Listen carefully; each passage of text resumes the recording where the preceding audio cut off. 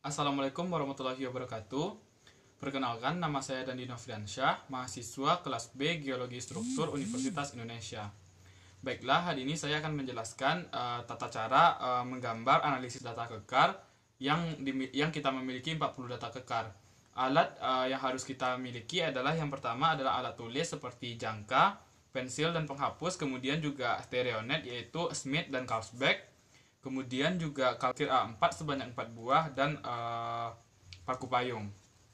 Dan untuk cara pelaksanaannya adalah seperti yang akan saya jelaskan berikutnya.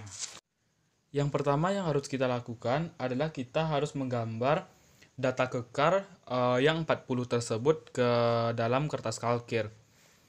Yang harus kita lakukan yang pertama sekali adalah kita gambarkan satu persatu. Yang pertama yaitu North 207-82. Jadi strike end depth-nya adalah 207,82. Kita hitung searah jarum jam dari sumbu north sebesar 207 derajat searah jarum jam. Kemudian kita dapati posisi 207 adalah di titik ini. Setelah itu, kita posisikan titik 207 tersebut pada bagian north dari stereonet yang kita punya, stereonet tersebut. Setelah itu, kita hitung dari sumbu west, sumbu east, ke arah pusat stereonet sejauh 82 derajat. Kemudian kita dapatkan di titik ini. Kita tarik garis bujur dari north sampai ke south dari pada kalkir ini. Kemudian diperoleh garis tersebut. Ketika kita memperoleh titik ini, maka kita akan menghitung pol dari data kekar tersebut. Kemudian kita dapati bahwa 80 derajat polnya adalah di sini. Kita lakukan hal yang sama pada ke-40 data kekar tersebut. Kemudian kita akan memperoleh data kekar atau gambar pada kalkir kita seperti pada kalkir yang saya miliki ini.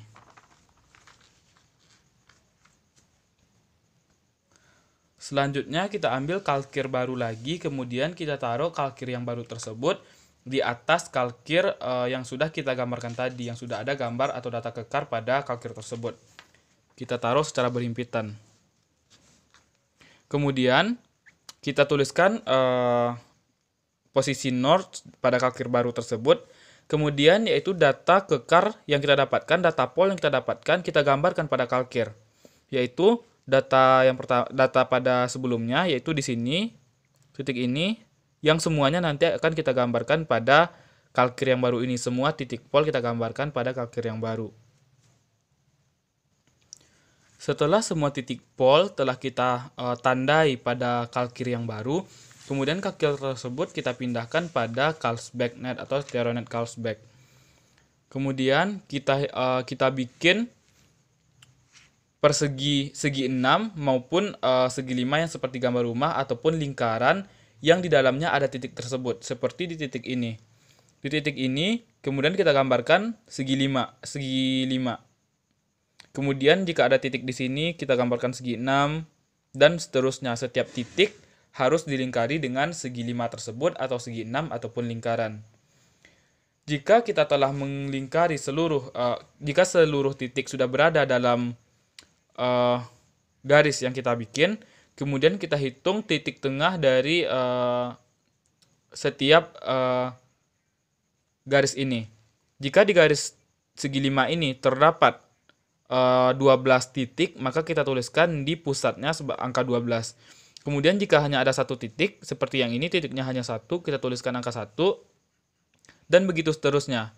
Kita tuliskan semuanya. Seperti ini ada satu titik, maka segi 6 ini hanya menyentuh satu titik. Segi 6 ini juga hanya satu titik, segi 6 yang ini juga satu titik, dan segi 6 yang ini juga satu titik, dan begitu seterusnya sampai nantinya tergambar seperti yang ada pada kalkir yang saya miliki ini. Karena semuanya setelah selesai, untuk menghitung jumlah titik pada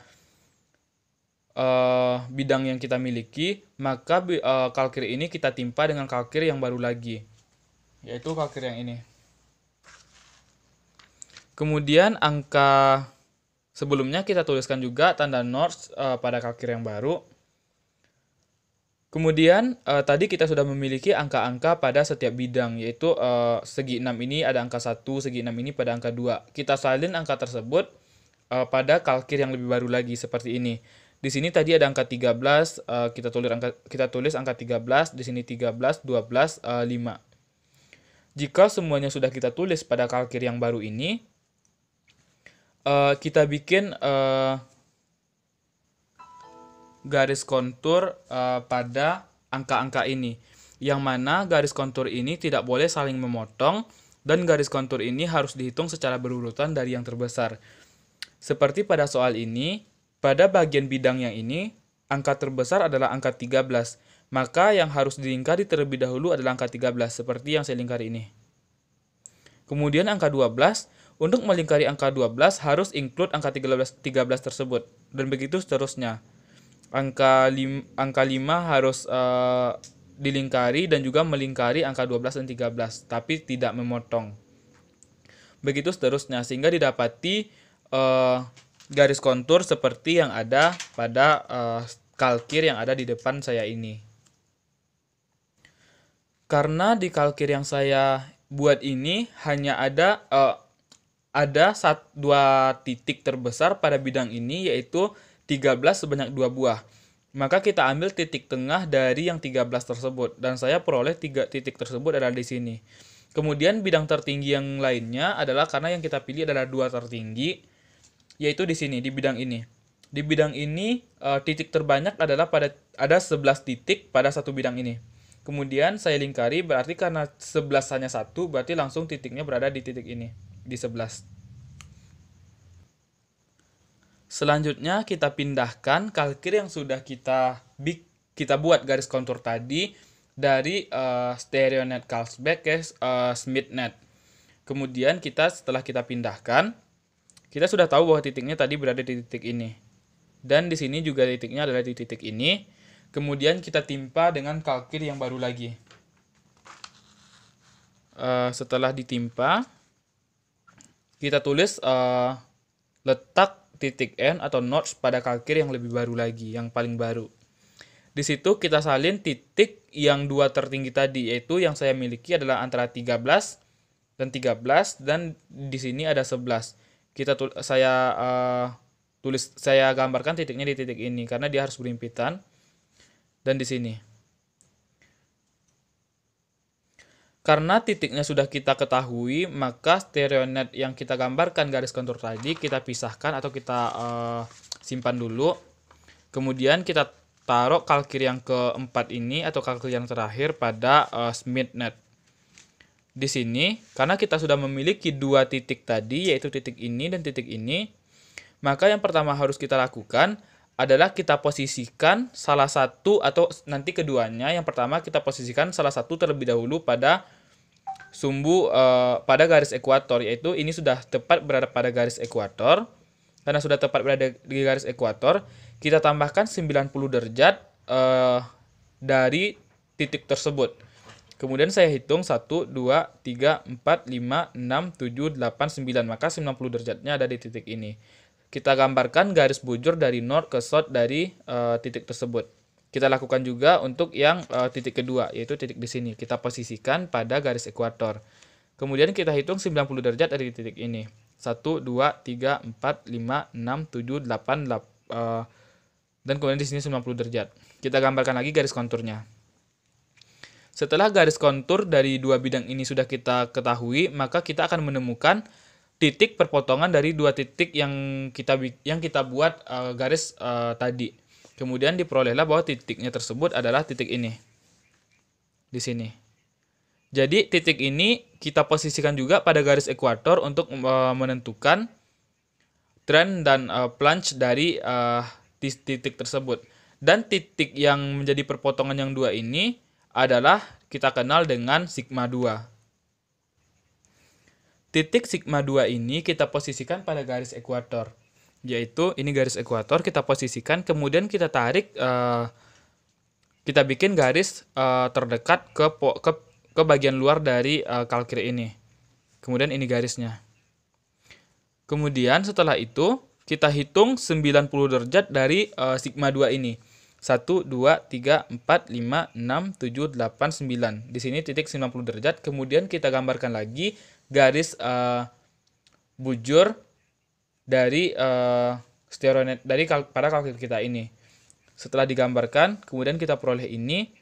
Kemudian kita hitung titik tengah dari batas antara garis ini dan garis ini. Kita peroleh titik tengahnya di sini.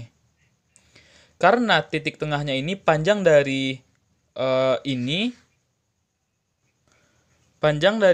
besar dari bidang proyeksi ini kecil dari 90 derajat, berarti titik tengah dari bidang proyeksi ini adalah sigma 1.